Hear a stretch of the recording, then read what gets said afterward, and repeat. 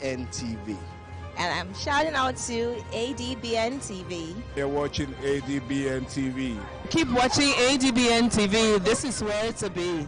And you're watching ADBN. And shout out to ADBN TV. And shout out to ADBN TV. Keep watching. And you're watching ADBN TV.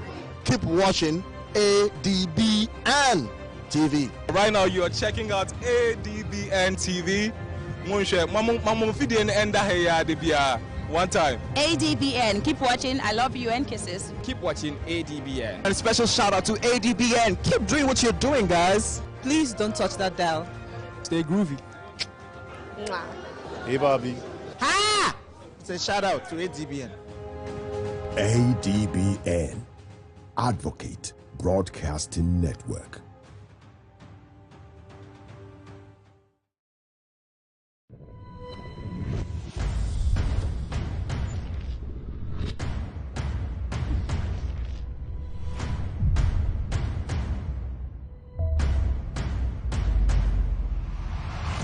ADBN, Advocate Broadcasting Network.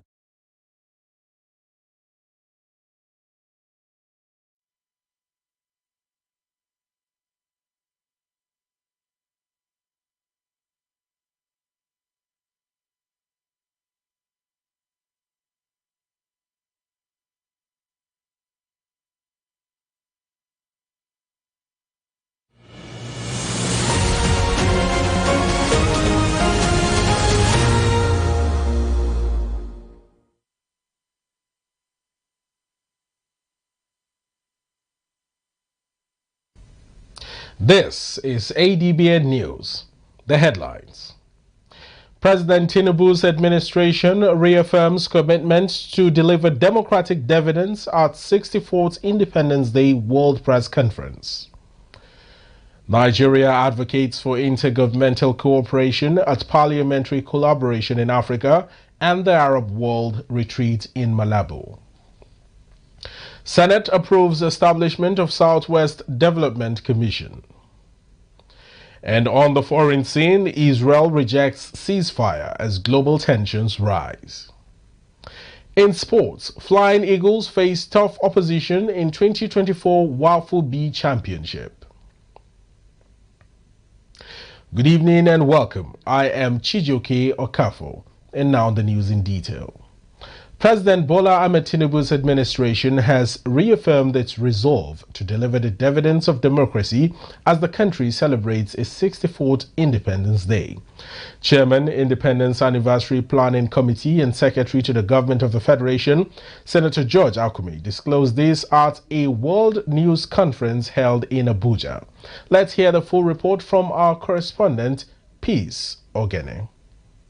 Senator George Akume acknowledged the selflessness, sacrifices, and immense contribution of Nigeria's founding fathers in securing the nation's independence in 1960. While recognizing the current challenges, he assured that President Tinubu's administration is committed to mitigating their immediate impact and creating opportunities in the short, medium, and long term. We must also recognize the resilience of Nigerians and their leading contribution to global development in different phases of human endeavor. Let me assure you that this administration shall remain committed to its promise of working sacrificially to deliver the dividends of democracy to every Nigerian citizen. Senator Akume disclosed that this year's Independence Day celebration will be conducted on a low scale, outlining the event schedule. First event is what we're doing today, World Press Conference. 2 special Jumai prayers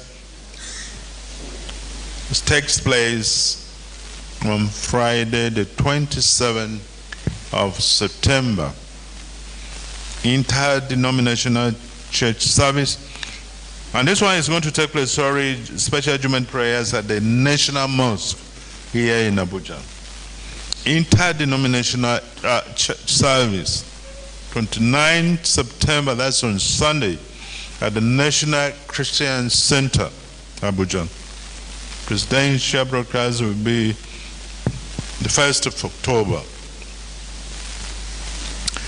64th Independence Anniversary Parade, Tuesday to 1st October, the presidential villa.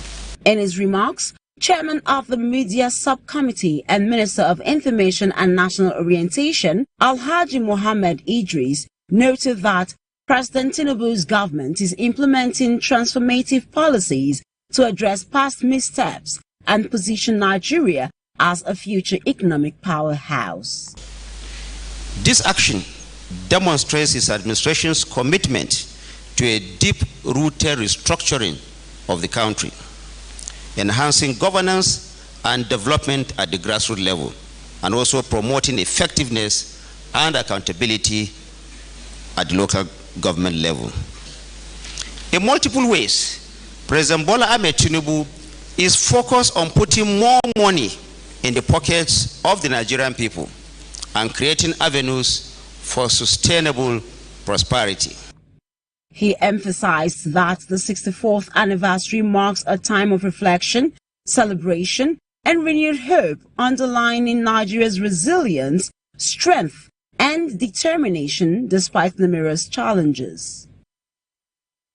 The World Press Conference was attended by top government officials, including ministers. Peace Ogenegbawe, ADBN News. Meanwhile, Minister of Works Engineer David Umahi has revealed that roads constructed in collaboration with the private sector across the country will be tolled. Engineer Umahi explained at a World News Conference held in Abuja to mark Nigeria's 64th Independence Day celebration that the tolling initiative aims to enhance the value of the roads while incorporating safety and security measures to build public trust. We have the HDMI program where we allow the private sector to participate.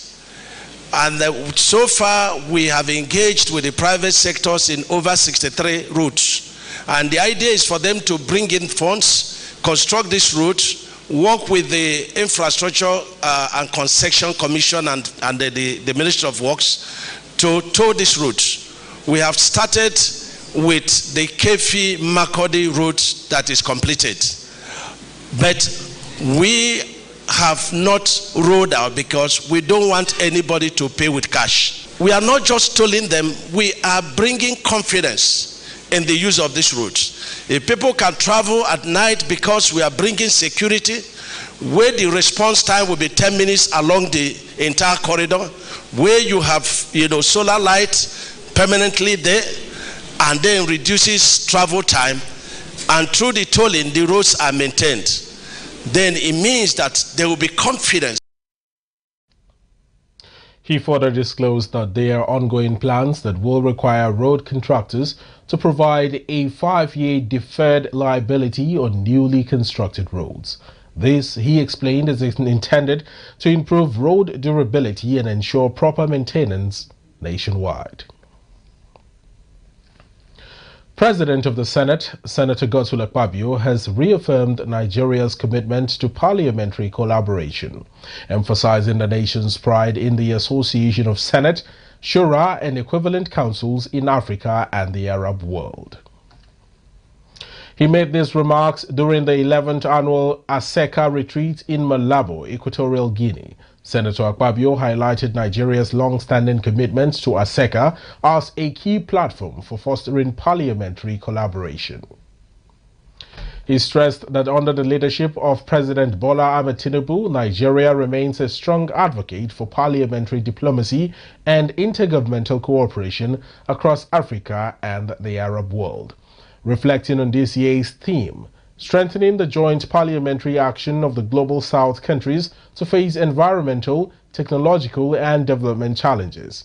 The Senate President described it as a timely and crucial for addressing the pressing issues facing Africa and the Arab world at large. Now, the Nigerian Senate has passed the Southwest Development Commission Bill 2024 as part of efforts to expedite action on the infrastructural development of the region.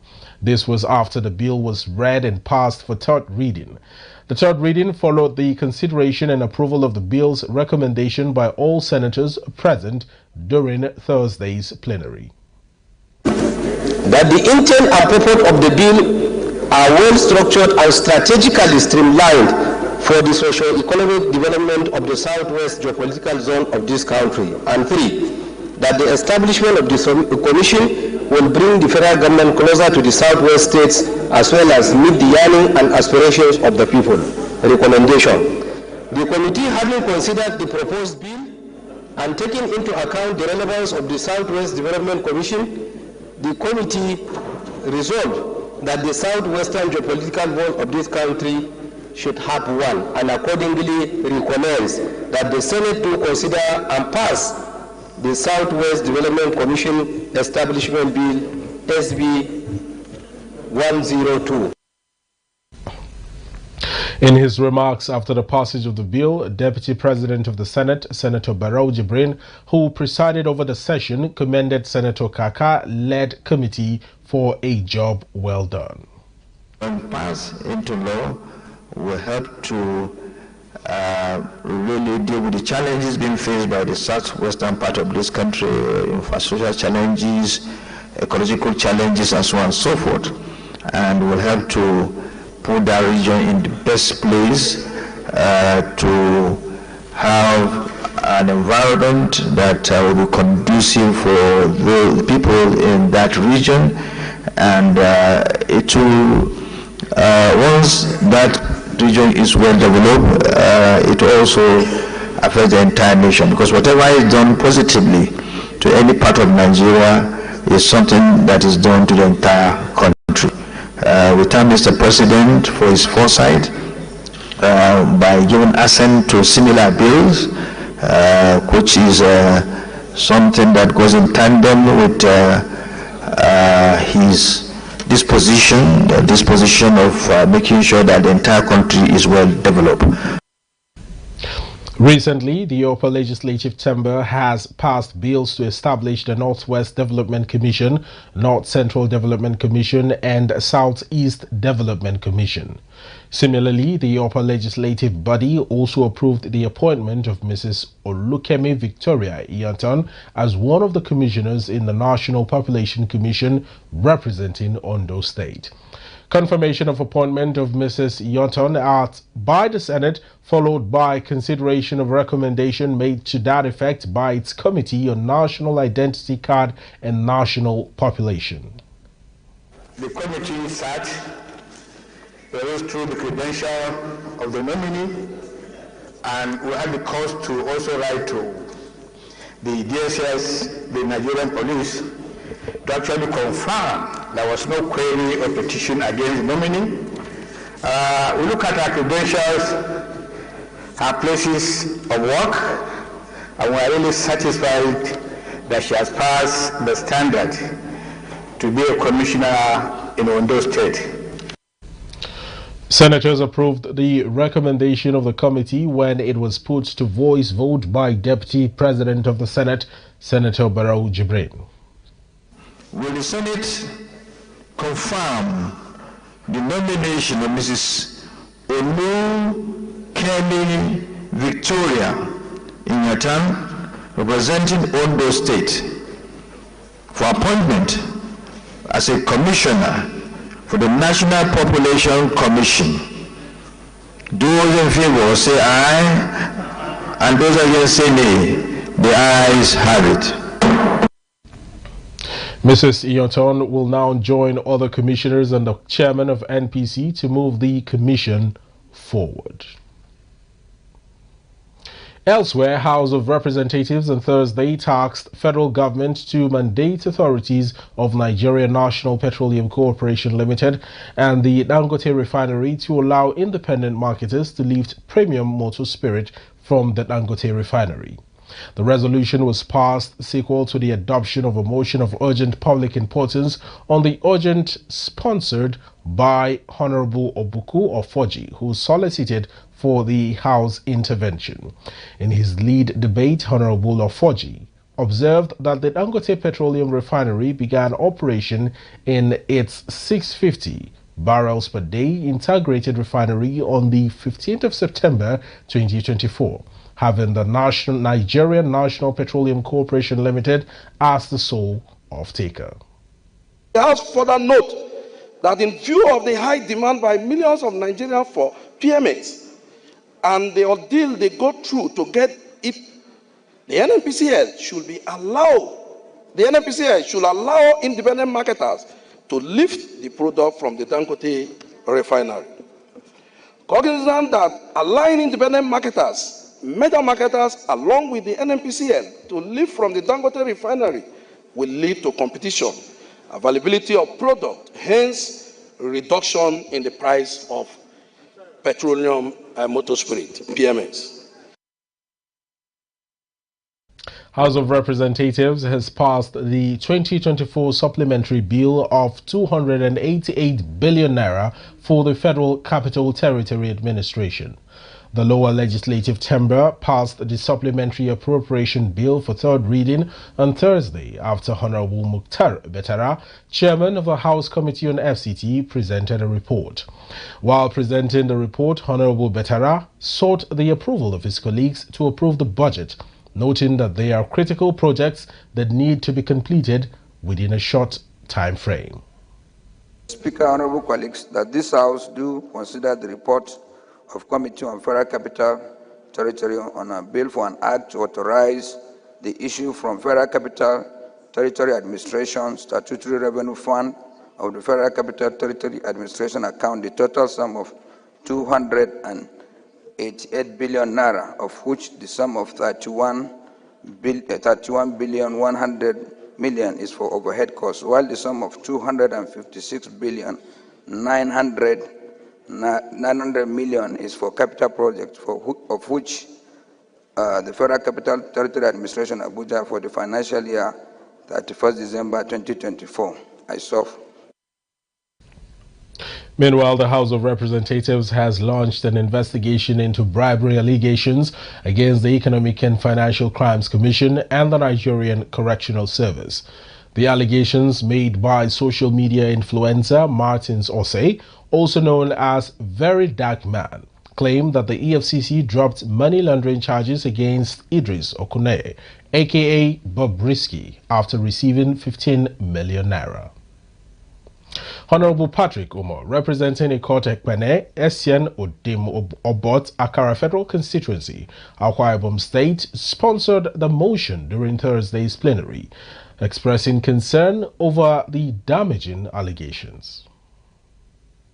The House also notes the publication alleges that the Economic and Financial Crimes Commission, EFCC, dropped money laundering charges against Idris Okuneye, also known as Bobrisky, upon collection of the sum of 15 million naira. This House further notes that the publication alleges that the Idris Okuneye, upon conviction for abuse and defacing of the naira by the court, did not serve his time at the Nigeria Correctional Service, but was lodged outside the confines of the service.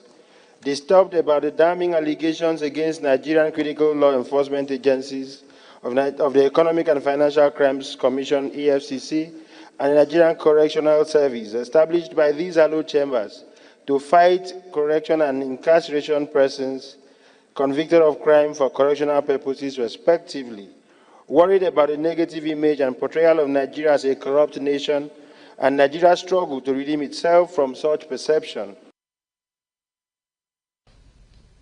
Over 60 senior terrorist leaders have been neutralized as over 2,000 were arrested in the third quarter of this year. This was disclosed by the Director of Defense Media Operations, Major General Edward Buba, at the third quarter press conference held in Abuja. Major General Buba added that troops rescued over 1,000 kidnapped hostages and recovered over 1,000 weapons, among others. ADBN's defense correspondent, Fumilola Adeyemi, brings us details in this report. It's another opportunity for the military authorities to provide updates on operations across the country. Director of Defense Media Operations, Major General Edward Buba, gave a rundown of troops' achievements in third quarter. The troops in the third quarter of this year neutralized 1,937 terrorists, arrested 2,782 suspects, and rescued 1,854 kidnapped hostages in the course of the third quarter operations of this year.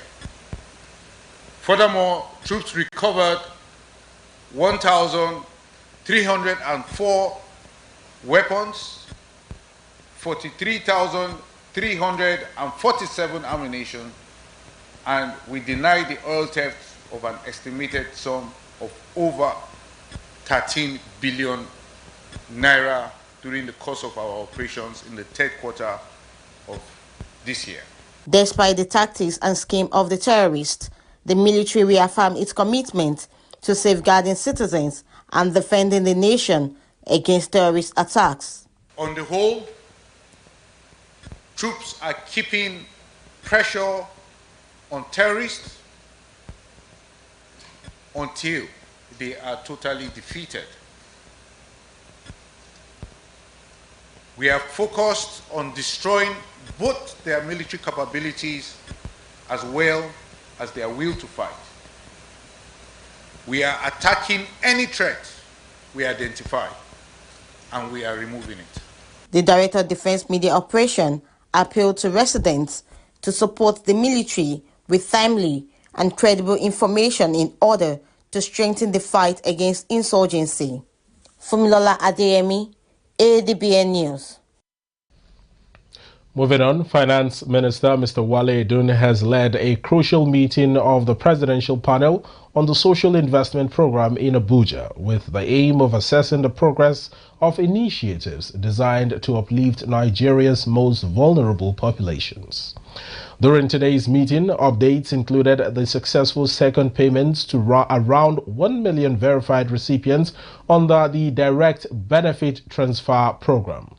He also urged the National Social Safety Net Coordinating Office to partner with the National Identity Management Company to facilitate National Identification Number enrollment as a new communication strategy is being developed to enhance outreach for these programs across the nation.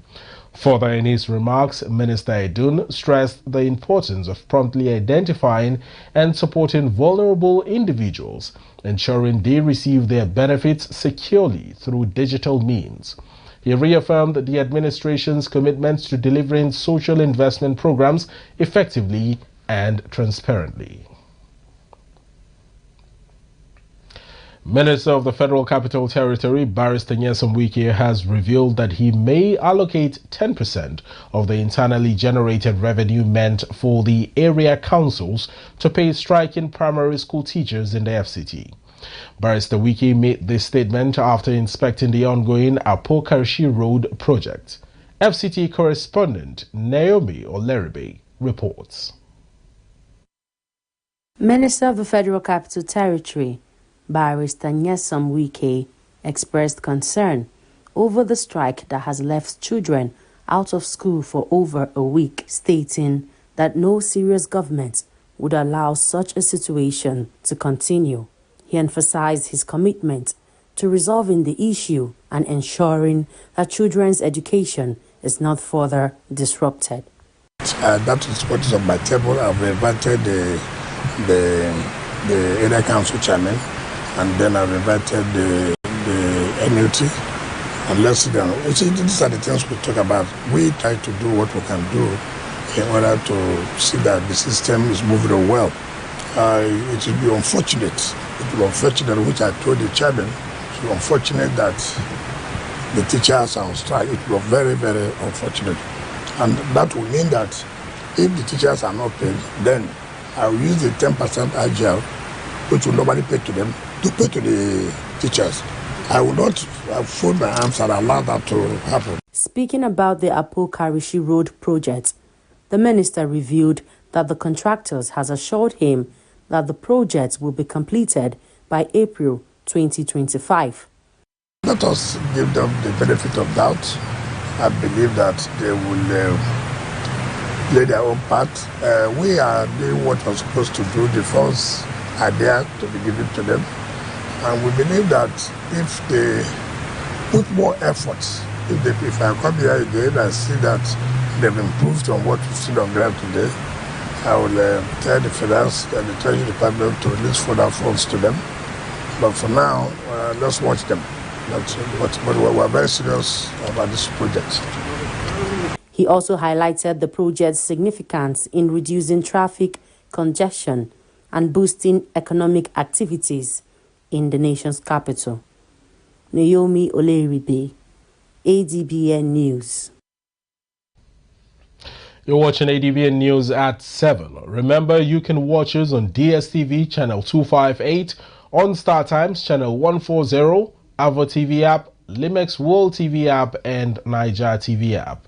For more stories, visit our website on www.adbntv.com. Stay with us for more stories coming up right after this break.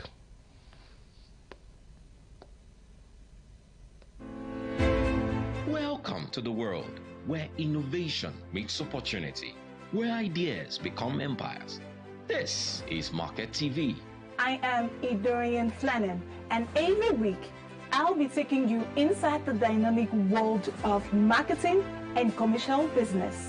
From groundbreaking startups to big businesses, Market TV brings you the best pricing and latest goods on display. It's all about understanding your audience and staying ahead of the trends. Witness the creative processes that drive the various brands. Join us as we dive deep into the strategies that shape the commercial landscape. From streets to traditional advertising and social media, we cover it all. Whether you're a seasoned professional or an aspiring entrepreneur, Market TV provides the insights you need to thrive. This show gave us the tool to turn our vision into reality. So, if you're ready to master the market, tune into Market TV every Saturday at 6 p.m.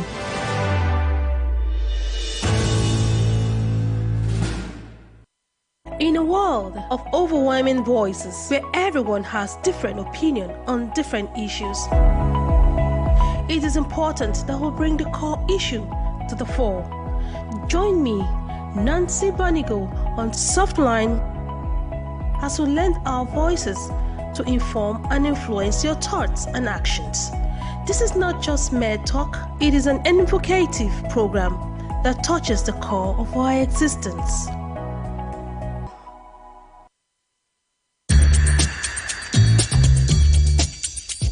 No matter wetin I see, enough fit make mouth heavy to talk am. That's now why people they talk. You know wetin dey worry you, but you no go fit take help yourself. In this kind of situation now, what if they really no talk to Ona? What will be the way forward? They go bury our chairman on Thursday. We go remain here. Make we talk good where we dey see good, and where we know say we not dey see good, make we also dey talk am. No woman, no mother deserve to know the grave of his child. The bank manager and the bank executive, they are the one the government should first pay. People They Talk, the show on Monday to Friday by 5 p.m. on top ADBN TV. You're welcome back. Nigerians in Diaspora Commission Chairman and CEO Honorable Abike Dabiri-Arewa has expressed gratitude to First Lady Senator Oluremi Tinubu for her steadfast support in the recent rescue of several young Nigerian girls from trafficking in Ghana. Honorable Dabiri-Arewa commended the efforts of President of the Nigerians in Diaspora Organization, Ghana Chapter, Chief Callistus Eloziowa, alongside the Nigerian Embassy in Ghana and Interpol units from both countries for their crucial roles in the operation. Her Excellency, the First Lady of the Federal Republic of Nigeria, who has made it possible to get all of you home by providing transportation and all that. We thank Chief Callistus, who you've all been mentioned, and Uncle Peace, that you ran to. And we thank the Nigerian Embassy in Ghana, that we have been working with. So your states, we're talking to your states, and we'll ensure you are rehabilitated. And then hopefully you tell your story so that others will not fall into the same trap. One thing is consistent, they would lie to you that if you take oath, you will go mad. It's a lie, you know. So as you come back, we'll ensure that you're okay. Proper rehabilitation and all that with NAPTIP and your state government. So I think we'll all thank God that you're back home. That's the good news about you, but the bad news is that there are so many over there, and we have to get them back. So I want you all to smile and be happy, and know that you're at home now. The NIDCOM chief reiterated the commitment of President Bola Ahmed Tinubu's renewed hope agenda to combat human trafficking and protect the rights of Nigerians at home and abroad. She revealed that the rescued girls aged 15 to 22 and hailing from states including Ebonyi, Akwa Ibom, Imo, Plateau and Cross River had been lured to Ghana with false promises of employment only to be subjected to sexual exploitation. The NIDCOM boss confirmed that the girls have been handed over to National Agency for the Prohibition of Trafficking in Persons to ensure their safe accommodation and support as they prepare for rehabilitation and reintegration with their families. In a related development, a 28-year-old Nigerian woman, Miss Favor Ugo, has been sentenced to 8 years in prison in Ghana for her role in human trafficking. This situation underscores the pressing need for continued vigilance and collaboration in the fight against human trafficking as more victims remain at risk. All Progressives Congress youth leader of Ikotekpene Senatorial District, Mr. Udowaren Obokobong, has distributed motorcycles to young people in the region in a bid to promote youth empowerment and support the vision of the President of the Senate, Senator Godswill Akpabio. The initiative is part of a broader effort to create economic opportunities for youth and also align with Senator Akpabio's mandate of uplifting young Nigerians in Akwa Ibom State. Speaking at the event, the APC youth leader, who is also the legislative aide to the President of the Senate, thanked the Senate President for appointing some of his constituents to various positions of authority, using the opportunity to empower his constituents as well. I thank God for Senator Akpabio, who gave Akwa Ibom people appointments. I see the love he shows people around him, and I'm extending same to my people.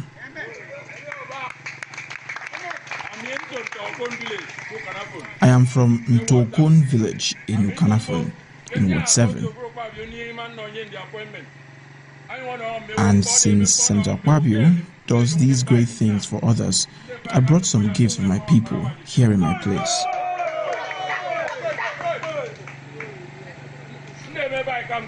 These bikes are for the purpose of supporting our parties and working for Senator Akpabio.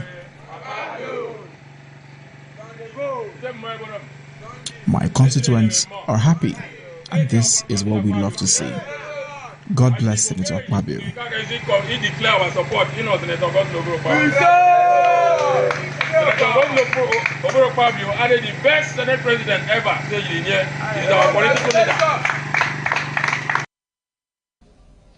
The beneficiaries expressed their gratitude for the support, stating that the motorcycles will significantly improve their ability to earn an honest living, supporting their families and the mandate of the APC in the region.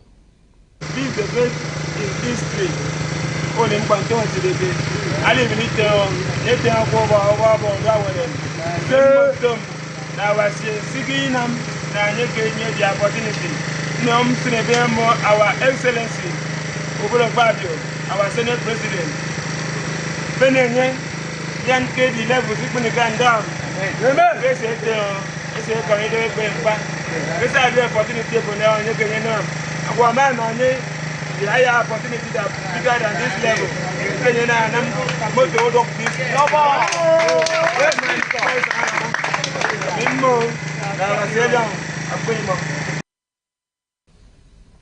Now, Rivers State Governor Sir Siminalayi Fubara has declared that his administration will bring back Rivers State to its past glory of educational development, which placed the state in high scholarly esteem among the community of states in Nigeria. Governor Fubara made the declaration while receiving the Registrar of the Medical and Dental Council of Nigeria, Dr. Fatima Kyari, and her team on a courtesy visit at Government House, Port Harcourt, and said the effort of the government to promote educational development in the state is already yielding positive impacts on the Rivers State University, which is witnessing a total transformation. We would like to align with the desire of the government and the people to increase the numbers of the doctors we produce in the country. We would like to support all institutions that desire to do that as well. The Rivers State University is pioneering in that aspect, and they have expressed an extreme desire to improve the medical education, to increase the numbers. As regulators, with a very powerful team that I have come with, we would like to assess that capacity.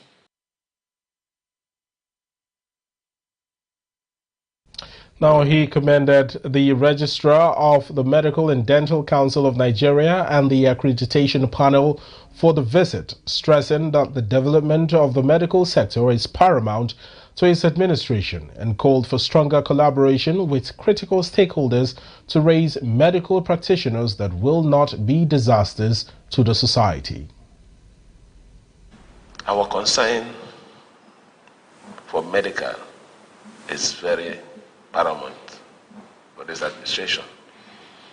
One of our three cardinal areas of concern is healthcare,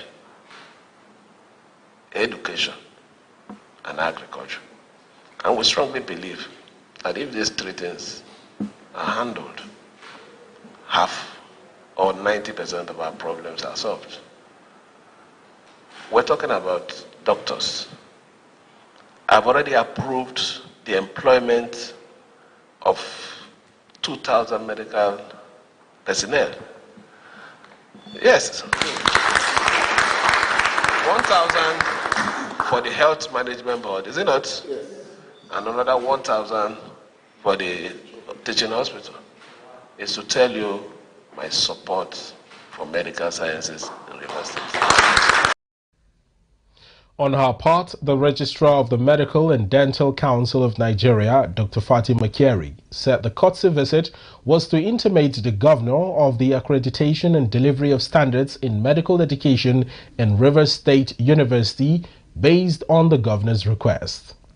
Meanwhile, Vice-Chancellor of the Rivers State University, Professor Nlerum Okobule, thanked the governor for the audience and his uncommon love and support for the university, especially the prowess recorded in the medical college, which has contributed to the national and global visibility of the university. Excellency, sir, let me first of all, on behalf of the Pro-Chancellor and Chairman of the Governing Council of Rivers State University, Her Excellency, Honorable Justice Mary Peter Odile, CFR, DSS RS, GSC retired, the Council and Management of the University, sincerely thank you for approving this courtesy visit at very short notice. Your approval for this visit demonstrates once more your commitment and uncommon love and support for the university, and in particular, the College of Medical Sciences. Because of this unparalleled support of the Rivers State government under your dynamic leadership, the university is today a university of choice in the country. In a related development, Rivers State Governor Sir Siminalayi Fubara has charged the newly inaugurated task force on revitalization of Songhai Farm project to show capacity and meet up the yearnings of the people on food sufficiency through the huge agricultural investment in the state. Governor Fubara gave the charge while inaugurating the task force in Government House, Port Harcourt, and stated that earlier decisions to commence the revamping of the Songhai project was halted because of the excessive conditions of the potential investor who demanded 5 billion naira bank guarantee. The governor particularly tasked the 2 new companies that will be involved in the revitalization to show capacity in terms of ability and technical knowledge on such projects and not disappoint at the most critical moment. We will be here to give you all the necessary support, but make sure that what our people are yearning for, bring back Songhai. We want to see it happen within the lifetime of this administration. We want to see food sufficiency, because we know once Songhai comes on board, there will be food, which is one of the problems we're having in this country. So please, it shows that what we need, our major problem is food. If we tackle this issue of food, 40 to 50% of our problem will be solved. So I hereby inaugurate you. Your task is very simple. Do everything within your power and with our support to make sure that Songhai becomes operational. Chairman of the Special Task Force on the Revitalization of Songhai Farm, Bunu Tai, Mr. Biedema Oliver, thanked the governor for having confidence in the capabilities of members of the task force to carry out the assignment of revitalizing the Songhai, and assured that they will work hard to deliver the project. Now turning our attention to the foreign scene, tensions continue to escalate in the Middle East as Israel rejects calls for a ceasefire, while the United States commits significant military support to Ukraine in its fight against Russian invasion. Here's our diplomatic correspondent, Amma Marcus, with a full report on these developments and other stories shaping the international scene. Israel has defied growing global calls for a ceasefire with the Hezbollah movement, including a plea from its strongest ally, the United States. Despite the pressure, Israel pressed ahead with airstrikes on Lebanon. The latest strikes, which hit the edges of the capital, Beirut, left 2 people dead and 15 others wounded, according to Lebanon's health ministry. This brings the death toll in Lebanon from the strikes overnight and throughout the day to 28. Meanwhile, Palestinian President Mahmoud Abbas addressed the United Nations General Assembly, laying out his vision for Gaza post-conflict. A comprehensive and permanent ceasefire in Gaza and an end to the military aggressions and attacks by terrorist settlers in the West Bank and East Jerusalem. Second, humanitarian aid must be delivered urgently in an organized manner and in sufficient quantities, because there's nothing in Gaza and they need everything. This humanitarian aid must be delivered throughout Gaza. Third, a full Israeli withdrawal from the Gaza Strip. We refused the establishment of buffer zones or taking any part from Gaza. Gaza is only 7 kilometers by 40, and Israel wants to cut it up. It wants a piece here and a piece there, and we will not allow a single centimeter of Gaza to be taken.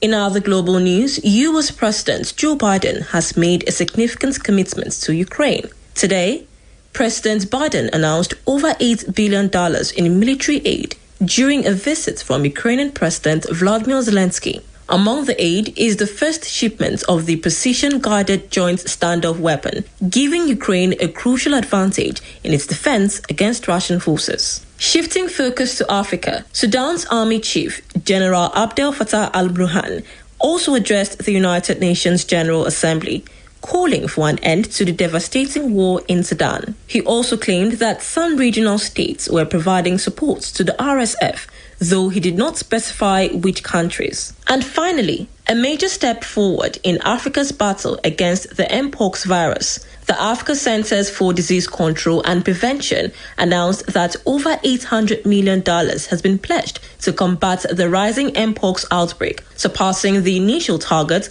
of $600 million. The outbreak, which began in the Democratic Republic of Congo, has spread to neighboring countries, with over 32,000 suspected cases and 840 deaths reported this year. Alma Marcus, ADBN News. Now in the sporting world, Nigeria's under-20 national football team, the Flying Eagles, has been placed in a challenging group for the 2024 WAFUB Championship in Togo. The team will compete in Group B alongside Burkina Faso and Ivory Coast. In Group A, Ghana will face host nation Togo, as well as Benin and Niger Republics. This championship serves as a qualifier for the 2025 CAF Under-20 Africa Cup of Nations. The tournament is set to take place in Togo from 17th to 31st October 2024. Confederation of African Football has officially revealed the dates for the 2024 Championship of African Nations qualifiers. Our Abuja sports editor, Samuel Adeleke, has the details and more. According to the competition department, the first round of qualifiers will take place from 25th to 27th October and 1st to 3rd November. The second round is scheduled for 20th to 22nd December and 27th to 29th December. CAF noted that since the three host nations of Kenya, Uganda and Tanzania will occupy 3 slots, an additional slot will be allocated for other participating teams from the East and Central Africa region. This will bring the total number of teams in the final tournament to 19. Kenya, Uganda and Tanzania will participate in the qualifiers, qualifying automatically as host, alongside the team that achieves the best results in the CECAFA qualifiers. The final tournament is set to be held from 1st to 28th February 2025. Meanwhile, Delta State government has dismissed the entire management board of the Nigeria National League team, Warri Wolves, and the Nigeria Women Football Club, Delta Queens. This decision was announced by the Delta State Sports Commission. A new management board is expected to be established for both clubs before the start of the new season. Warri Wolves and Delta Queens are currently preparing for the 2024-2025 season after both teams missed out on championship playoff spots last season. In more sporting news, Super Eagles striker Victor Osimhen has indicated that he's close to scoring his first goal for Turkish Super League champions Galatasaray. Since joining the Yellow and Reds on a season-long loan from Napoli, Osimhen has yet to find the net. The 25-year-old came close during Galatasaray's UEFA Europa League match against PAOK, but his header was redirected into the net by Ghana international Baba Rahman. Osimhen expressed to the club's official website that while he's eager to score, his priority is the team's success. So far, he has contributed 3 assists for Galatasaray across all competitions. Still in football, Real Madrid forward Kylian Mbappe is set to spend time on the sidelines due to a thigh injury. The France international, who joined the club this summer after his contract with PSG expired, scored in a 3-2 victory against Deportivo Alaves on Tuesday before being substituted in the 80th minute. Following test, Madrid announced that the 25-year-old has been diagnosed with an injury to the biceps femoris in his left leg, and his recovery will be monitored. Real Madrid is scheduled to play an away league match against Atletico Madrid on Sunday, followed by fixtures against Lille in the Champions League and Villarreal in La Liga before the October international break. Mbappe had netted 6 goals in 7 matches for the club prior to his injury. Samuel Adeleke, ADBN Television News. Well, this is where we draw the curtains on ADBN TV News tonight. Remember to watch us live on DSTV channel 258, on Star Times channel 140, Avo TV app, Limex World TV app, and Niger TV app. For more stories, visit our website on www.adbntv.com. You can also watch us live from every part of the world by logging on to www.adbntv.com/live. I am Chijoke Okafo. Many thanks for watching. Goodbye for now.